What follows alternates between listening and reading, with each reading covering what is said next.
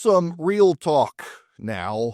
Today is the second anniversary of the mass murder committed on October 7th with Hamas's invasion of Israel. 1,200 Israeli citizens killed. Let's not dance around the fact that though they have screamed about it and denied it, we actually do know they even throw a baby in an oven and baked the baby to death. They raped women so violently and aggressively that they were turned inside out. They beheaded people. They did horrible things. And today, around this country on college campuses, are Palestinian bake sales to protest Israel. That should tell you the level of evil that we are dealing with, the depravity and the evil, the unwillingness to recognize, to admit what happened in Israel. All the people who have screamed genocide for the last few months in Gaza are stunningly silent when it comes to getting Hamas to take a peace deal. They would rather the genocide continue, apparently, than have Hamas disarm. Tells you everything you need to know. The PR operation of the pro-Hamasnik crowd is remarkable to behold. I actually am genuinely impressed with their ability to get major newsrooms around the world to run falsehoods and only later retract them after people have gotten killed, incited by the falsehoods. Let's not forget the attack in Boulder, Colorado, several attacks in Europe, the killings of the 2 embassy employees in Washington, D.C., et cetera, all coming after the media reported false, salacious, disturbing stories about what Israel had done, only to retract them later. Israel is the only nation on planet Earth that, when attacked, is not allowed to beat its opponent. They can only have a truce. They have conducted themselves and their operations against Hamas far more civilly than the Western world did in World War II, than we did in Iraq and Afghanistan. The ratio of civilians to terrorists killed, far, far lower. But it's not enough for the people who hate Israel. 2 years ago today, Hamas, using paragliders in a staging of an attack that had not been seen before, the Israelis having rested on their technology and their laurels to do underground detection of the tunnels and the like, never saw it coming. A concert for peace happening in Israel, Hamas went to, killing a lot of the people there. Going into communities in southern Israel near the border in Gaza, murdering men and women and children, watching children, making children watch their parents being murdered before carrying the children off, babies in some cases being taken back to Gaza, killed in captivity, hundreds taken hostage. Very few of them remain alive, and a lot of them, they're still hostages. 2 years later, they're still hostages. Many of those hostages are dead. Hamas keeping the bodies, refusing to give the bodies back. Israel didn't start this. Hamas started this. I was asked the other day if I could repeat something I said on the radio. And rarely do I humor someone. I tell them to get the podcast or whatnot, but I know how radio is. People float in and out. You got a busy schedule. You're stuck in your car right now in traffic. I said it in the third hour. Some of the stations that carry us live, they don't carry the third hour. They move to local programming. So I want to reiterate this. Someone the other day called in and said, well, why this anti-Semitism? And I want to add to what I said. But let's start at the beginning. The Old Testament of the Bible is not just a theological work, it's also a historic work. Many of the things that are written about in Chronicles and the Book of Kings have now been documented by archaeologists. For example, there's a throwaway passage in the Old Testament about King Hezekiah And there was in Bethel, which was a part of Israel that turned pagan, and they worshiped Baal, the pagan god of several of the tribes.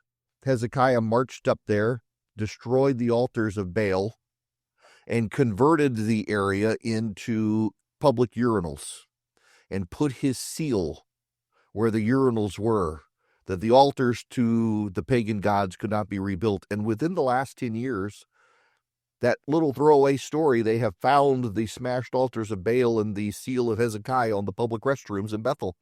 So you don't have to take my word for it. Look it up yourself. It's true. They found it. We know that there were a bunch of individual tribes in the Canaanite region, and that when the Israelites got out of Egypt, they were a force to be reckoned with, and they went in, crossed the Jordan River, they pushed out the other tribes, and they took the land 4,000 years ago or so. And having set up shop in the land of Canaan, they formed a kingdom, the kingdom of David. It split into two, the northern kingdom, the southern kingdom, and all the archaeology matches up and attests to this. In 70 AD, the Romans, having given the Jews special exemptions, punished the Jews and purged them from Jerusalem and tore down their temple because they were constantly rebellious. The Romans were a polytheistic society, and they gave the Jews and only the Jews a special exemption that protected the Jews from having to worship or make sacrifices to the emperors and the gods. The Romans believed that a god could not be alive. A god had to be a dead thing. And so when the emperors died, they were treated as gods, and you made sacrifices to the emperors, now gods. That's why the Romans thought the Christians were atheists, because they claimed to worship a living person. And the Romans said, you can't. All gods are dead. And here come the Christians saying, no, this Jesus guy came back from the dead. They're like, well, then he can't be a god. So he came back from the dead, but he can't be a god. The other gods kicked him out. He can't be a god. You're an atheist. Well, the Christians at first were considered to be a subsect of the Jews and were allowed, under the exemptions of the Jews, to continue to worship. But the Jews got tired of the Christians trying to convert people in the synagogues to Christianity. You can read about this in Acts in the New Testament, which is also history. And they pushed them out of the synagogues and told the Romans, these people are not us. They're not Jews. They're something else. They practice something called the way. The way is not our way. They were eventually called Christians by the Romans. When the Roman Empire converted to Christianity, many of the Christians who were the descendants of those persecuted and some killed still nursed grievances against the Jews and blamed the Jews for their persecution. By that point, the Jews had been kicked out of Jerusalem. And in, I want to say, 138 or 150 AD, the Emperor Adrian, who built the wall between Scotland and England, he got tired of the constant Jewish rebellion. They destroyed the temple in 70 AD, and the Jews still couldn't take a clue. So he went into Israel, changed the name from Judea to Palestine, and kicked all the Jews out of it. They were barred from living in Judea at all. They were dispersed around the Roman Empire, except Judea. When that happened, a variety of Arab tribes moved in. Not the descendants of the Ammonites and the Moabites and the Edomites, new tribes. Most of those no longer existed. And together, collectively, those individual tribes began to be referred to as the what? Palestinians. They took the Jewish land. When the Roman Empire converted to Christianity, the Jews were blamed for killing Christ, although the Bible makes clear everybody's to be blamed. The Christians still smiting from having been thrown out of the synagogues in the 70 AD period, blamed the Jews, and they began to make the Jews do things the Christians and Jews together believed were sin. Christians couldn't act because acting was lying, and so they made the Jews be the actors. Christians weren't allowed to lend money. They believed it was sinful. So they made the Jews lend the money. Guess what the Jews got really good at? Entertainment and money. In the Middle Age, a lot of the guilds would not allow Jews to be a part of it. So Jews had to go out and figure out their own things, and then they had to lend the money to the guilds. and they became more and more prosperous. All the while, they began moving back to the land that was now called Palestine. Fast forward to the 1900s, Jews have become fairly wealthy because the Europeans made them all become the bankers because banking and lending money were sins. And the Europeans were mismanaging their countries, but they couldn't admit to their own mismanagement, so they had to blame someone. So they said, look at all these wealthy Jews who are controlling all the banks. It must be their fault. And the 20th century persecution of the Jews ramped up.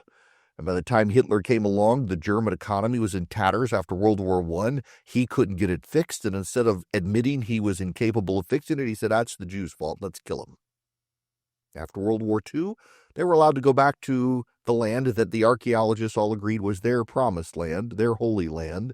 Many of them had already started repatriating. The Ottoman Empire allowed them, suffering some level of persecution, to camp out in the Holy Land period, even before World War I. And in 1946, with the rise of the United Nations, it was agreed by the world, given what had happened to the Jews in the Holocaust, they could have their own land. And the only people who didn't like it were the Arabs, and the Arabs tried to stamp them out, and instead the Jews won and expanded their territory. And ever since, the Arabs have pretended to be the victims. But you know what the Arabs don't like? What they hate even more than the Jews? Arabs hate Palestinians.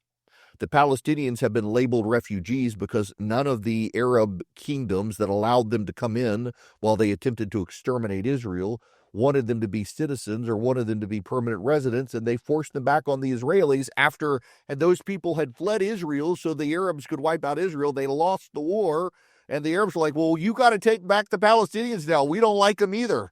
And they settled in Gaza and the West Bank, and Israel has slowly taken more territory over time. And the Palestinians have themselves to blame, not Israel. But they fester and foster anti-Semitism because it's far easier to blame the Jews than it is to accept your own problems.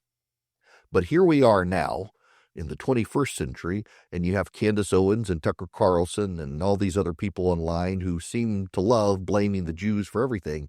And you know who they're not mentioning in all of this? China.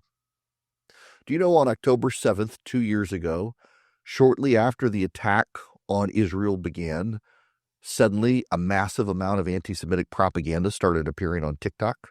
The Chinese changed the algorithm and amplified the anti-Semitic message on TikTok. It's no wonder these people who exist for clicks started going anti-Semitic. It's how they get a lot of traffic on TikTok. The Chinese induced the anti-Semitism, and you will note all of the people on social media and elsewhere who are blaming the Jews for Charlie Kirk's assassination, for controlling the United States, for all these other things. None of them are mentioning China. China is amplifying their comments through its TikTok algorithm, giving greater traffic to the people who go full-bore anti-Semitic, and in the process, none of them mention China controlling the algorithm. None of them mention the Chinese spying. None of them mention China. You got a number of people saying, oh, these people are funded by Qatar. These people are funded by Qatar. Some of them probably are funded by Qatar, but they benefit by China. China is spreading the anti-Semitic rhetoric because none of these people are talking about China, and the people who are upset about the anti-Semitism are also focused on the anti-Semitism. They're not focused on China. So China's winning with both sides focusing on each other while China is playing them masterfully. China has a lot to do with the festering anti-Semitism right now because China, like the Nazis before them, they need a scapegoat to distract you from what China is doing. The Jews are not the bad guys in the fight. The bad guy is Hamas and the Chinese and the people who would blame Israel and the Jews. And I would just note one more time for the record that the President of the United States has presented a proposal to Hamas to release all the hostages from Israel. And Hamas's counter is that Israel will have to release all the murderers who murdered the people on October 7th. Kind of a deal breaker. We'll give you back your dead bodies, but you've got to give us the people who caused them to die. Kind of a deal breaker. Hamas is not serious about a deal. We should wipe them from the planet. And you should note again, all the people who are screaming about genocide are not demanding that Hamas give up the hostages. They'd rather apparently the genocide to continue. Why is that? Perhaps it's because there never was a genocide, but Hamas needs to be wiped out.